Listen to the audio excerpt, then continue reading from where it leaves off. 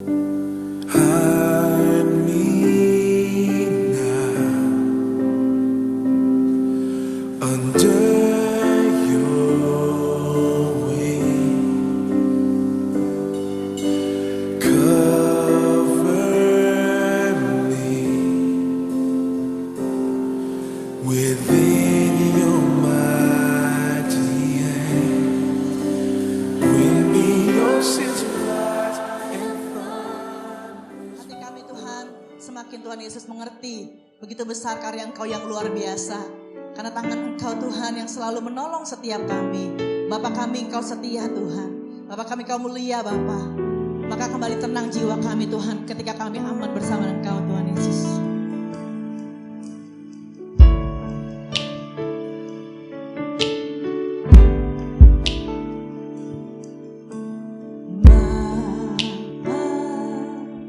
Kau setia, Bapa, Kau mulia, tenanglah jiwaku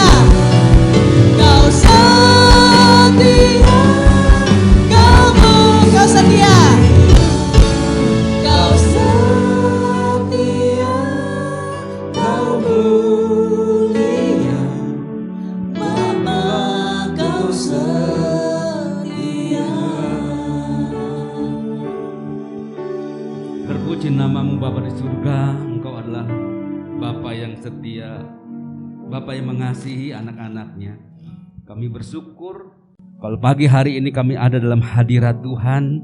Kami boleh menikmatinya, memuji, memuliakan dan menyembah nama Tuhan. Dan hari ini kami mau firman Tuhan terus memimpin, memberkati kami. Sampaikan pesan-pesan-Mu ya Tuhan, dalam nama Tuhan Yesus. Haleluya, amin. Shalom. Puji Tuhan, silakan duduk. Tetap semangat, salam sehat. Puji Tuhan. Pagi hari ini kita terus memasuki bulan-bulan yang dimana dunia sedang memperingati, merayakan, dan kita nanti belajar bagaimana bukan sekedar perayaannya, tetapi kita memahami, mengerti makna atau arti atau esensi Natal yang sebenarnya. Sebelum masuk dalam pesan-pesan firman, kita mau melihat bahwa hidup ini kita membutuhkan sesuatu yang ilahi dalam hidup kita. Kita belajar dari Father Ruyatni, dikatakan bahwa kita membutuhkan suatu kehidupan atau kemampuan rohani yang harus menuntun hidup kita. Nah, itu terjadi melalui impartasi. Impartasi adalah suatu pemindahan kehidupan atau kemampuan rohani yang dimiliki oleh seorang hamba Tuhan kepada orang yang sedang dilayani. Ini akan membawa perubahan kualitas dalam kehidupan. Kita mau setiap kehidupan kita anak-anak Tuhan, orang percaya, bukan sekedar hadir ibadah, tetapi kita mau mendapat impartasi kuasa dari firman. Itulah yang membawa kehidupan kita mengalami perubahan. Bukan sekedar transfer informasi, saudara. Bukan sekedar transfer pengetahuan. Bukan hanya menambah wawasan kita, menambah pengetahuan kita, tetapi ada kuasa yang sanggup membawa perubahan hidup kita. Itulah yang kita butuhkan, yaitu impartasi kuasa. Amin. Karena melalui kuasa impartasi kita dapat memiliki apa yang dulu tidak kita miliki, dan dapat melakukan sesuatu yang mungkin sebelumnya kita tidak bisa melakukannya. Hari ini ketika kita mengalami impartasi kuasa, kita mampu melakukannya. Amin. Itulah firman Tuhan, dikatakan kita cakap menanggung segala perkara. Saudara, kita harus menangkap hal-hal yang ilahi di dalam hati kita. Hal-hal ilahi yang Tuhan dari hal-hal ilahi dari Tuhan yang terlewatkan, maka tidak akan masuk ke dalam hati kita. Makanya ketika kita mendengarkan firman Tuhan, kita meresponnya. Ketika firman lewat begitu aja, saudara, kita nggak ngalamin apa-apa, kita nggak dapat apa-apa. Jadi apa yang Tuhan sudah masukkan dalam hati kita begitu kuat, sehingga kita dapat memimpin, merubah, bahkan membawa perubahan hidup kita. Ya, nah, adalah menyedihkan bila orang percaya bersikap begitu pasif saat mendengarkan firman, saudara. Kenapa? Karena cuma duduk diam, akhirnya perasaan-perasaan ngantuk timbul, saudara ya. Dia mengangguk-angguk bukan mengaminkan firman, tapi karena ngantuk, saudara. Nah, sikap hati seseorang ini menentukan seberapa jauh firman dapat bertumbuh, saudaraku. Nah, kita melihat di dalam Injil Lukas pasal 8 dari ayat 4 sampai 15, Matius pasal 13 ayat 3 sampai 23, ini berbicara bagaimana setiap orang-orang percaya diumpamakan memiliki hati sebagai tanah. Tanah yang di pinggir jalan, tanah yang berbatu, tanah di tengah semak berduri. Nah, saudara, jenis tanah di pinggir jalan adalah tipe orang percaya, namanya udah nama dari Alkitab, saudara. Tetapi menganggap remeh firman. Kalungnya kalung salib, saudara. Jenis tanah di pinggir jalan ini adalah tipe orang percaya yang menganggap remeh firman Tuhan, tidak berusaha untuk mempelajari, menggali firman lebih lanjut, sehingga tidak mengalami, tidak memiliki pengertian. Bisa saja mereka rajin beribadah, saudara, tetapi hati mereka tidak tertarik untuk menjadi pelaku firman, karena cukup puas hanya hadir di gereja. Bahkan dengan pandemi begini enggak hadir, saudara. Kenapa? Karena jadi Kristen Natal nanti. Ya, timbul-timbul waktu Natal. Nah, ini adalah jenis tanah di pinggir jalan. Adalah kerugian bagi mereka yang hatinya tidak haus akan firman. Karena firman adalah memberikan ketenangan, kelegaan, membuat kita dapat beristirahat dengan tenang. Injil Matius pasal 11 ayat 28, marilah kepadaku semua yang letih lesu dan berbeban berat. Saudara, itulah fungsi dan kuasa firman, memberikan ketenangan dan kelegaan buat kita. Kalau ada di antara kita yang udah tiduran, rebahan, matanya udah merem tapi pikiran menerawang jauh, saudara, tiba-tiba udah pagi, karena bebannya masih ditanggung. Firman mengatakan, aku akan memberikan kelegaan kepadamu. Amin. Saudara, nah ketika orang kehilangan damai sejahtera, seluruh hidupnya mulai mengalami kegoncangan. Di akhir zaman ini banyak orang percaya menjadi lelah dengan banyaknya hal-hal dan berita-berita negatif. Firman Tuhan jelas memberikan cara untuk tetap mengalami dalam damai sejahtera di tengah pergolakan dunia. Di di kitab Mazmur 91, berbahagialah orang yang kesukaannya ialah Taurat Tuhan dan yang merenungkan Taurat itu siang dan malam, saudaraku. Amin. Nah, mungkin kita setiap tahun, bahkan di tahun 2020 ini yang kesekian kali kita mengikuti atau memasuki bulan Desember turut menyaksikan atau merayakan memperingati Natal. Ketika saya membaca, saudara, apa itu perayaan? Ada bahasa Inggrisnya celebration. Ada juga memperingati. Apa itu arti memperingati, saudaraku? Nah, ternyata begitu banyak orang-orang percaya, orang-orang Kristen tidak memahami arti atau esensi Natal yang sebenarnya.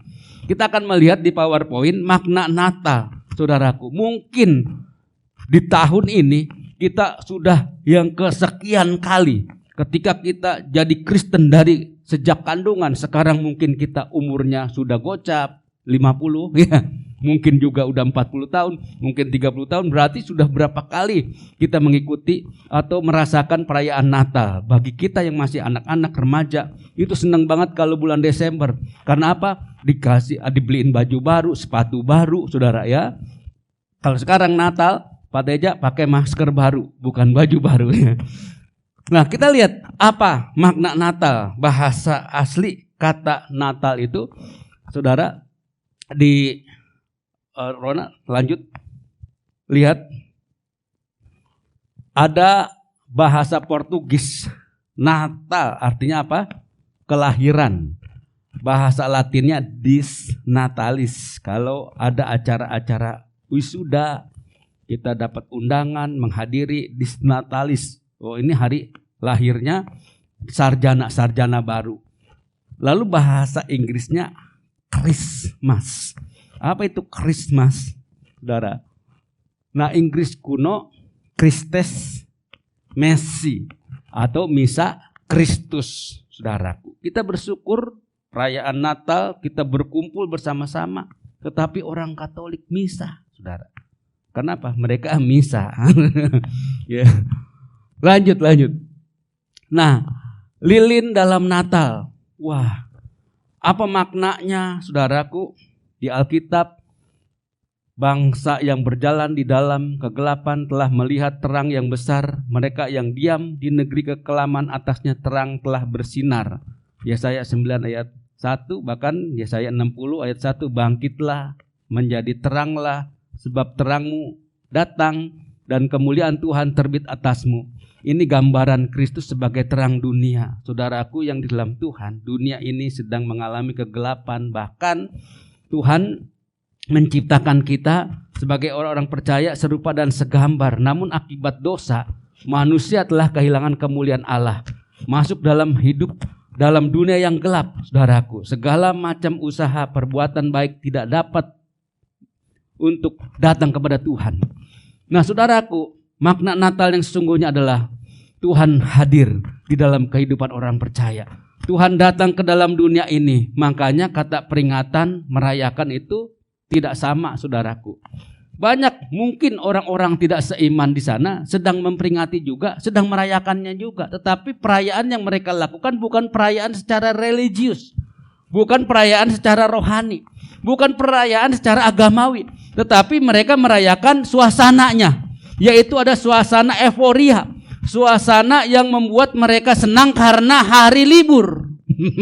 Ya, pemerintah telah memangkas libur nasional atau cuti bersama yang seharusnya berapa? Dari 28, 29, 30, 31, 1 Januari. Dipangkas, saudara. tidak lagi cuti bersama sampai berkepanjangan melebihi 1 minggu, saudara. Karena apa? Karena sedang pandemi COVID.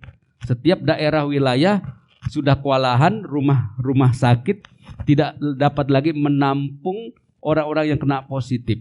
Jadi kalau ada yang bepergian ke Solo, ke Jogja, itu dikarantina 14 hari. Rencananya mau liburan 3 hari, jadi 14 hari. Nah, ini untuk mencegah pandemi, saudara, berkelanjutan. Nah, kembali bahwa kenapa banyak orang hari ini merasakan euforia, sukacita, karena mereka merasakan hari libur akhir tahun.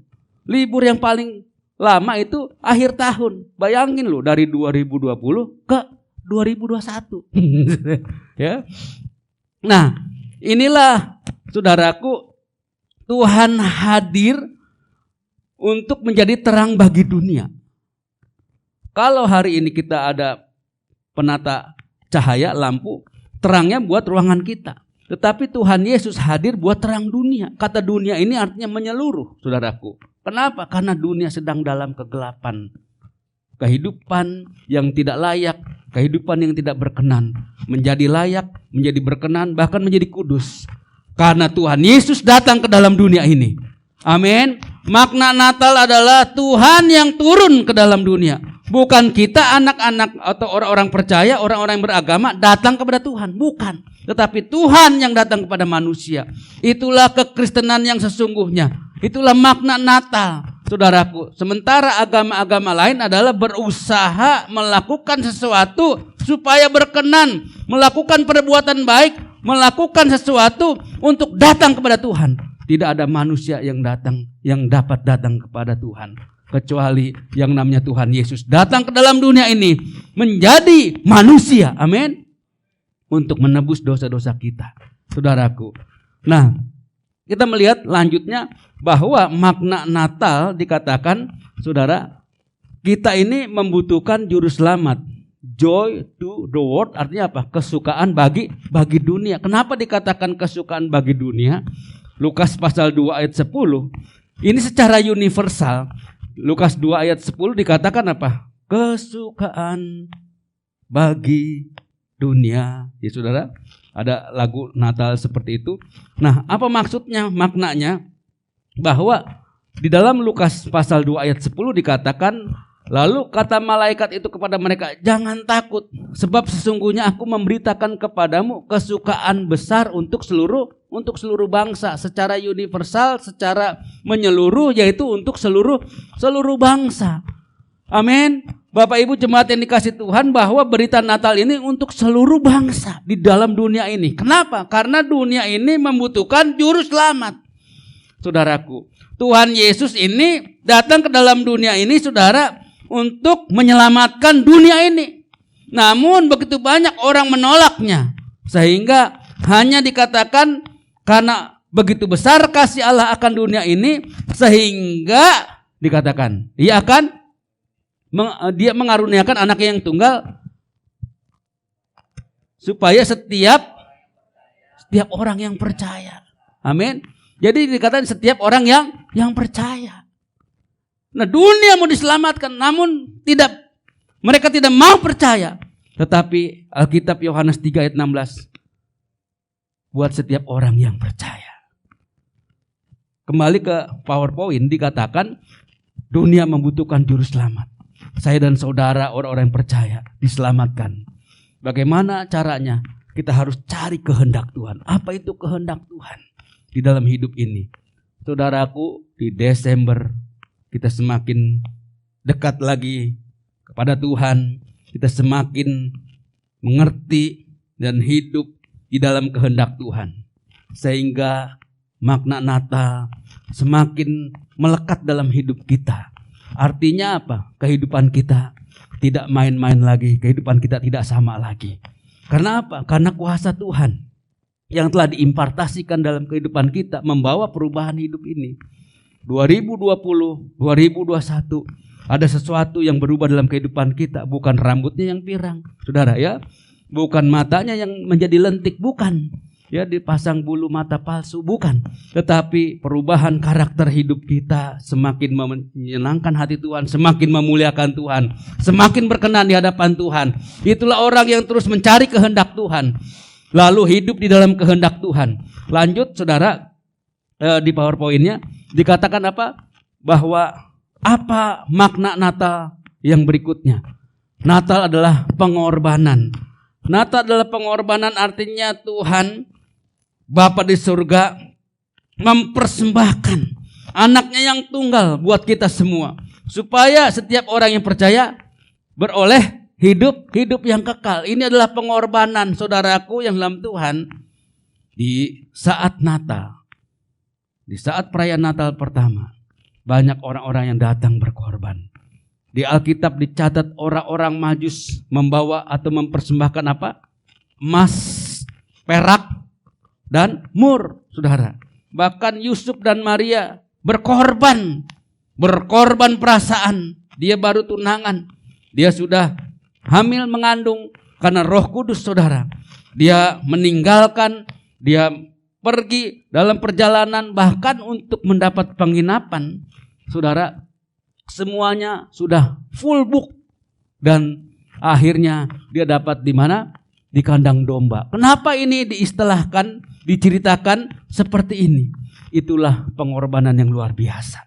Amin. Saudara, nah Tuhan Yesus datang dalam dunia ini menjadi manusia. Supaya apa? Supaya dia dapat mati dan kematiannya itu menebus dosa-dosa kita. Dia bangkit, dia naik ke surga buat kita semua. Natal adalah pengorbanan.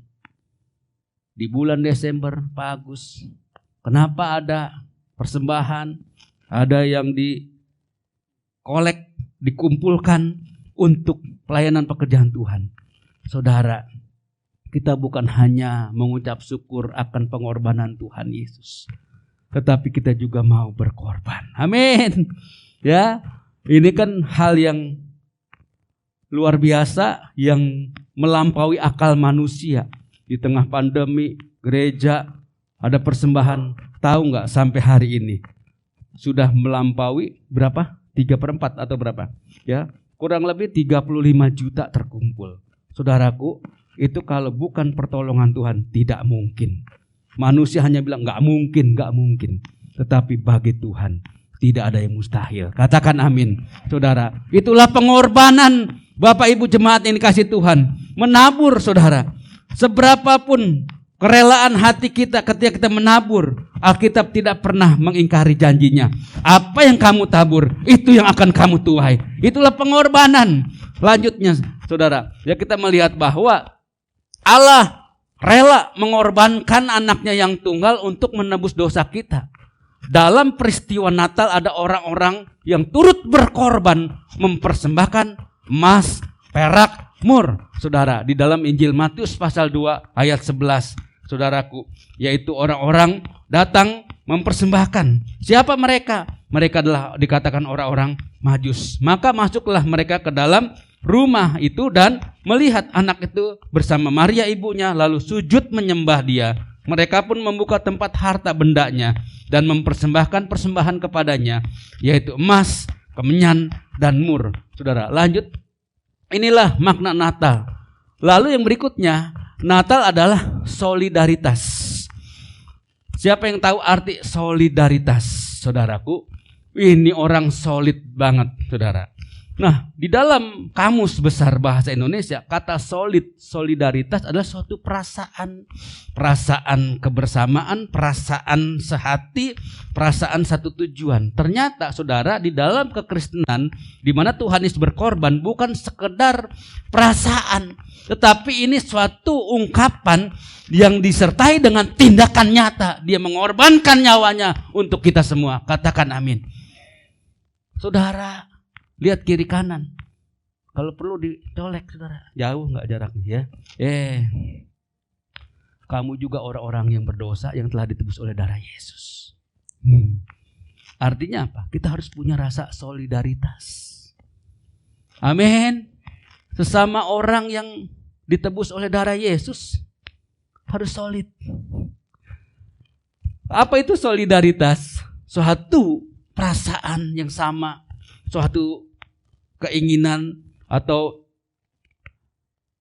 ingin menunjukkan sesuatu perasaan yang sama-sama, saudaraku. Rasa solid ini kita tunjukkan dengan perbuatan, bukan kata-kata. Wah, dia orangnya solid, tapi kalau makan sendiri-sendiri, bayarnya sendiri-sendiri, nggak solid gitu. Pergi sama-sama, tapi makan sendiri-sendiri gitu. Saudara, lanjut. Apa itu? Natal adalah solidaritas. Anak Allah yang kudus datang ke dunia menjadi sama seperti manusia. Saudara, dia rela meninggalkan tahta. Saudara, ia setara dengan Allah. Ia rela mengosongkan dirinya, mengambil rupa seorang manusia dan mati bagi dosa-dosa kita. Rasa solidaritas yang Tuhan Yesus nyatakan bukan sekedar perasaan, tetapi ini suatu perbuatan nyata. Dia berkorban, dia rela mati untuk dosa-dosa kita. Makanya kita lihat kiri kanan kita, sesama orang berdosa yang telah ditebus oleh darah Yesus. Tingkatkan solidaritas kita. Di bulan Desember ini kita semakin solid. Semakin solid mengasihi Tuhan, semakin solid mencintai Tuhan, semakin solid dalam pekerjaan Tuhan. Amin. Saudara, itulah yang Tuhan mau, makna Natal yang sebenarnya. Filipi pasal 2 dari ayat 5 sampai 8. Saudaraku, wah luar biasa ayat ini. Saudara, kalau kita mau menjadi yang terbesar, kita harus mengikuti teladan Tuhan Yesus. Saudara, hendaklah kamu dalam hidupmu bersama menaruh pikiran dan perasaan yang terdapat juga dalam Kristus Yesus. Itulah orang yang solid, orang yang solider, yang walaupun dalam rupa Allah tidak menganggap kesetaraan dengan Allah itu sebagai milik yang harus dipertahankan. Banyak orang hari-hari ini menuntut haknya. Saya juga kan, gitu saudara. Saya jemaat, nggak dikunjungin. Saudara, banyak orang hari-hari ini nggak ibadah bukan karena sakit dirawat di ruang ICU, tapi dia nggak mau ibadah karena kemauannya sendiri. Udah begitu ngambek, nggak, katanya gereja nggak peduli, nggak dikunjungin. Begitu kita kunjungin, pintunya nggak mau dibuka karena takut ketularan pandemi. Gitu saudara. Jadi curiga semua. Kita mau berkunjung, yang dikunjungi ketakutan saudara ya. Nah, kita berkunjungnya pakai APD, alat pelindung diri. Saudara. Nah, kata solidaritas ini adalah kita betul-betul menaruh perasaan dan pikiran yang terdapat juga dalam Kristus. Dikatakan tidak menganggap kesetaraan dengan Allah sebagai milik yang harus dipertahankan. Itulah ciri-ciri orang yang semakin rendah hati di dalam Tuhan. Lanjut. Natal adalah kerendahan hati. Natal adalah kerendahan hati, artinya apa? Kita semakin menyadari, semakin menangkap esensi Natal. Amin. Kita bisa menghirup udara segar, enggak dengan tabung oksigen, itu udah anugerah Tuhan. Kita harus rendah hati, jangan sombong. Amin. Kalau dulu naik Oplet, sekarang naik Innova. Itu semua karena kebaikan Tuhan. Ya, Natal adalah kerendahan hati. Lanjut kita lihat apa maksudnya. Natal adalah kerendahan hati. Anak Allah yang kudus lahir bukan di kerajaan, bukan di kekaisaran Romawi, namun di kota kecil yang namanya Bethlehem. Kelahirannya pun bukan diberitakan kepada orang-orang terkenal, raja, nabi, atau orang besar, namun kepada para gembala di padang. Saudara, dalam hidup ini mau melihat atau mau memiliki standar dari mana?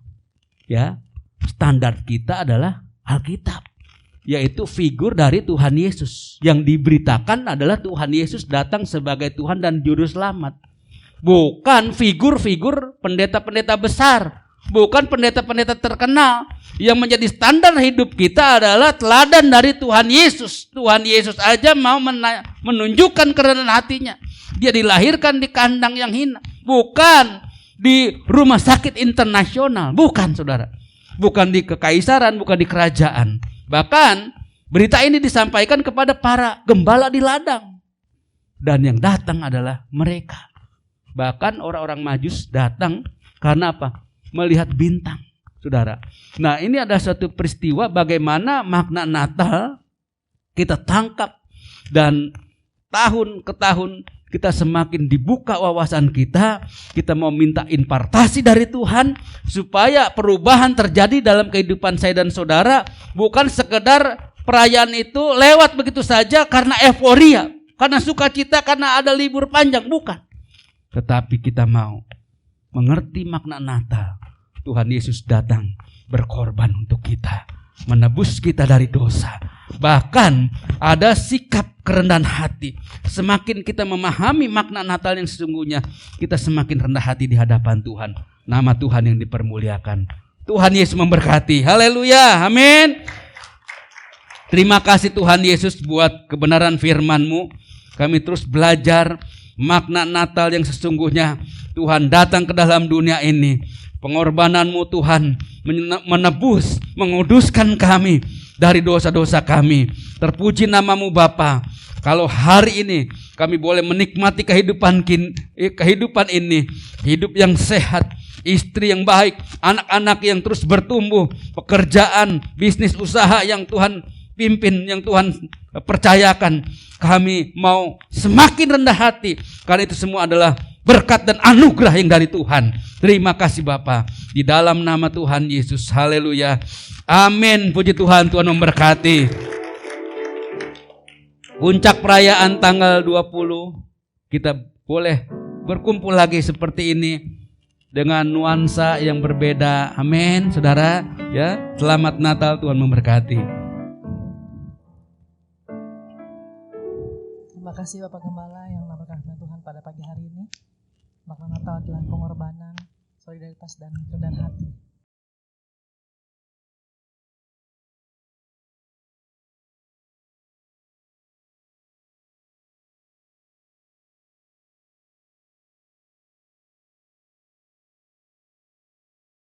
Terima kasih Bapa di surga. Kami mau menikmati suasana Natal. Alkitab menyatakan kesukaan besar bagi dunia dan bagi kami sebagai orang-orang percaya. Ini merupakan esensi Natal yang sebenarnya, karena bukan euforia, bukan karena suasana dekorasinya, tetapi karena Tuhan datang sebagai Tuhan dan Juru Selamat kami. Terima kasih Bapa, terpuji nama-Mu yang kudus. Hamba berdoa buat setiap jemaat Tuhan pada pagi hari ini. Tuhan Yesus memberkati engkau dan melindungi engkau. Tuhan menyinari engkau dengan wajah-Nya dan memberi engkau kasih karunia. Tuhan menghadapkan wajah-Nya kepadamu dan memberi engkau damai sejahtera. Engkau tetap naik bukannya turun, jadi kepala bukannya ekor. Apa yang kau kerjakan Tuhan buat berhasil dan beruntung.